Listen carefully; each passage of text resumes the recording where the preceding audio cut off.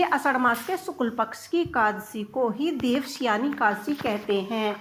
इसी एकादशी को चतुर्थी का आरंभ माना जाता है। इस अवधि में कोई भी शुभ कार्य जैसे विवाह आदि नहीं किए जाते। मान्यता है कि इस दिन से भगवान श्री हरि विष्णु श्री सरसैया से उठकर आते हैं और फिर वह 4 माह बाद उन्हें उठाया जाता है। उन दिनों में देवस्यानी एकादशी कहा जाता है। इस बीच में के अंतराल में चतुर्थी मास आ जाता है। देवस्यानी एकादशी को देवस्यानी महा एकादशी, थोली एकादशी, तेलुंगा हरिदेव स्यानी एकादशी, पधा नंभा स्यानी तथा परतोबंधी एकादशी भी कहा जाता है। देवस्यानी एकादशी व्रत कथा। धर्मराज युधिष्ठिर ने कहा कि हे केशव, आषाढ़ मास शुक्ल पक्ष की एकादशी का क्या नाम है, इस व्रत के करने की क्या विधि है और देवता इसका कैसे पूजन करते हैं। श्री कृष्ण कहने लगे कि हे युधिष्ठिर, जिस कथा को ब्रह्मा जी ने नारद जी ने कहा है वह मैं तुम्हें सुनाता हूँ। धर्मराज युधिष्ठिर ने कहा कि हे केशव, आषाढ़ मास की शुक्ल पक्ष की एकादशी का नाम, इस व्रत के करने से विधि क्या है और किस देवता का पूजन किया जाता है। श्री कृष्ण कहने लगे कि हे युधिष्ठिर, जिस कथा को ब्रह्मा जी नारद जी कहते हैं वह तुमको कहता हूँ। एक बार देव ऋषि नारद जी ने ब्रह्मा जी से इस एकादशी के विषय में जानने की उत्सुकता प्रकट की। तब ब्रह्मा जी ने उन्हें बताया कि सतयुग में महात्ता नामक एक चतुर्वर्ती सम्राट राज्य करते थे। उनके राज्य में प्रजा बहुत ही सुखी थी, किंतु भविष्य में क्या हो जाए यह तो कोई नहीं जानता। वे बहुत ही अति सुखी संपन्न रहते थे। उनके राज्य में पूरे दिन 3 वर्ष तक बारिश न होने के कारण भयंकर अकाल पड़ा। इसी अकाल से चारों ओर त्राही त्राही मच गई। धर्म पक्ष के यज्ञ, हवन, पिंडदान, कथा, व्रत आदि में भी कभी कोई कमी नहीं आई।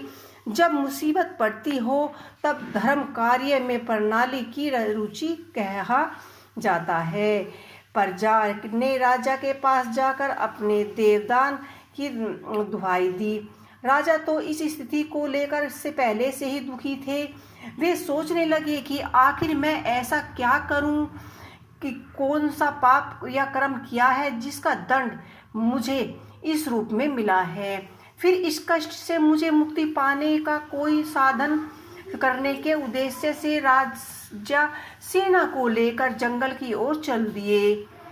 वहां विचरण करते करते एक दिन वे ब्रह्मा ने एक के पुत्र अंगरा ऋषि के आश्रम में जहां पहुंचे, उन्हें संगता प्रणाम किया। ऋषि ने आशीर्वाद, आचार्य कुशल क्षेम पूछा। फिर जंगल में विचारने व अपने आश्रम में आने का प्रयोजन जानना चाहा।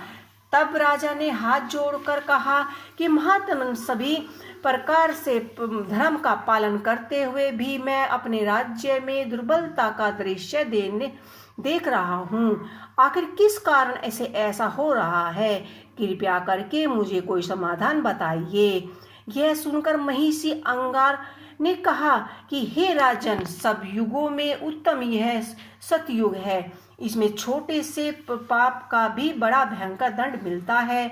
इसमें धर्म अपने चारों चरणों में व्याप्त रहता है। ब्रह्मा और ब्राह्मण के अतिरिक्त किसी भी अन्य जाति को तप करने का अधिकार नहीं है। जबकि उसके राज्य में एक शत्रु तपस्या कर रहा है। यही कारण है कि उसके राज्य में वर्षा नहीं हो रही है। तब तक वह काल को प्राप्त नहीं होगा, तब तक यह दुर्बलता शांत नहीं होगी। दुर्भिक्षा को शांत करने और मारने से ही संभव है किंतु राजा का हृदय एक नर अपराध शत्रु तपस्वी का समन करने को तैयार नहीं था। उन्होंने कहा कि हे देव, मैं उस निरपराध को मार दूं, यह बात तो मेरे मन को स्वीकार नहीं है।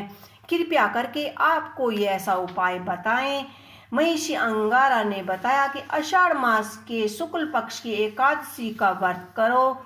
इस व्रत को करने के प्रभाव से अवश्य ही वर्षा होगी।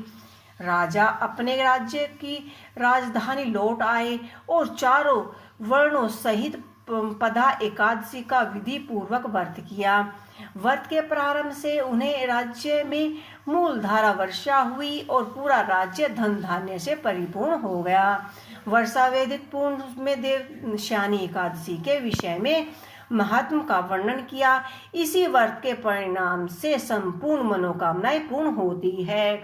नमस्कार दोस्तों, आप सभी को एक देवशयनी एकादशी का व्रत अवश्य करना चाहिए और सभी कथाएं सुननी चाहिए।